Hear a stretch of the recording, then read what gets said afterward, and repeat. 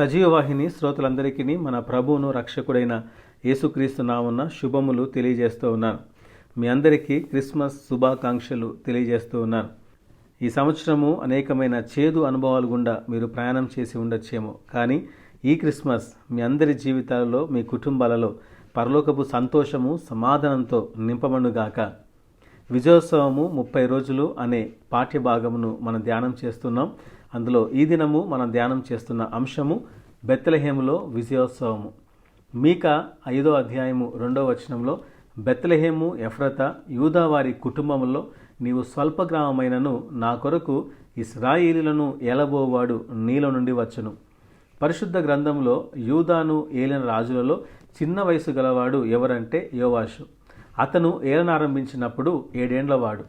కానీ పుట్టినది మొదలుకొని పరిపాలన ప్రారంభించిన రాజు ఎవరన్నా ఈ సృష్టిలో ఉన్నారా అంటే నిస్సందేహంగా చెప్పవచ్చు, ఆయనే రాజులకు రాజు, ప్రభులకు ప్రభు అయిన యేసుక్రీస్తు.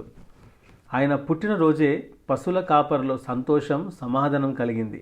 క్రీస్తుని ప్రకటించే గుంపు బెత్లెహేము నుండి బయలుదేరింది. యేసు ప్రభు జననంతో ఒక్కసారిగా అందరి కనులు బెత్లెహేము వైపు చూశాయి. పరలోక సైన్య సమూహము భూమి మీద కనిపించింది. జ్ఞానులు బెత్లెహేమునకు ప్రయాణం ప్రారంభించారు. బోధకులలో, పండితులలో వారి నోట బెత్లెహేము వినిపించింది. హేరోదు రాజు ఆలోచనలన్నీ కూడా బెత్లెహేము గురించే. ఆ సమయంలో అందరి దృష్టి బెత్లెహేము ఆకర్షించింది. యేసు ప్రభు గురించి చెప్పబడిన ప్రవచనాలను గమనిస్తే, ఇశ్రాయేలును ఏలబోవాడు నీలో నుండి వచ్చునని మీకా ప్రవచించాడు. చీకట్లో నడుచు జనులు గొప్ప వెలుగును చూచున్నారు, మరణ ఛాయగల దేశ నివాసుల మీద వెలుగు ప్రకాశించునని యెషయా ప్రవచించాడు. చీకటిలో ఉన్నవారిని వెలిగించటమే యేసు ప్రభు పరిచర్య. ఆయన పరిపాలనలో ముఖ్య ఎజెండా, ఆయన మేనిఫెస్టోలో ముఖ్యమైనది ప్రజల జీవితాలను వెలిగించడమే. కీర్తనకారుడైన దావీదు కూడా తన కీర్తనలో ఈ విధంగా అంటాడు.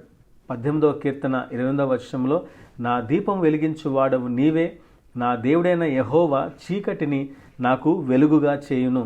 అవును, మన దీపములను అనగా మన జీవితాలను వెలిగించేది యేసు ప్రభు ఒక్కడే. నీ చేదును తీపిగా చేయగలవాడు, నీ దుఃఖమును నాట్యముగా మార్చువాడు, నీ సమస్యలను తీసివేయగలవాడు, నిన్ను బాధపెట్టే ప్రతీదీ నీ నుండి దూరం చేయగలవాడు బెత్లెహేములో పుట్టిన యేసుతోనే సాధ్యం. యూదా వారి కుటుంబములలో బెత్లెహేము స్వల్ప గ్రామము. అది చిన్న గ్రామము, మారుమూల గ్రామై ఉండొచ్చేమో, కానీ శాశ్వతమైన పరిపాలకుడు, నీతిగల నాయకుడు ఆ చిన్న గ్రామంలో జన్మించాడు. ఈరోజు నీవు కూడా బెత్లెహేం వలె ఉన్నావా? ఎన్నిక లేక ఉన్నావా? అందరికంటే వెనుకబడి ఉన్నావా? అయితే ఈ విషయాన్ని జ్ఞాపకం చేసుకో. ఒకరోజు ఈ బెత్లెహేములోనే ఎన్నిక లేని రూతును ఖ్యాతిగల దానిగా దేవుడు చేశాడు. ఒకనాడు ఈ బెత్లెహేములోనే దావీదును చిన్న చూపు చూశారు. పైరూపం లక్ష్యపెట్టే మనుషుల మధ్య హృదయం లక్ష్యపెట్టే దేవుడు అందరి మధ్య దావీదును అభిషేకించాడు. 2000 సంవత్సరాల క్రితము ఈ చిన్న గ్రామంలో నుండే ఆశ్చర్యకరుడు, ఆలోచనకర్త, బలవంతుడైన దేవుడు, నిత్యుడగు తండ్రి, సమాధానకర్తయగు అధిపతి అయిన యేసు ప్రభు జన్మించాడు.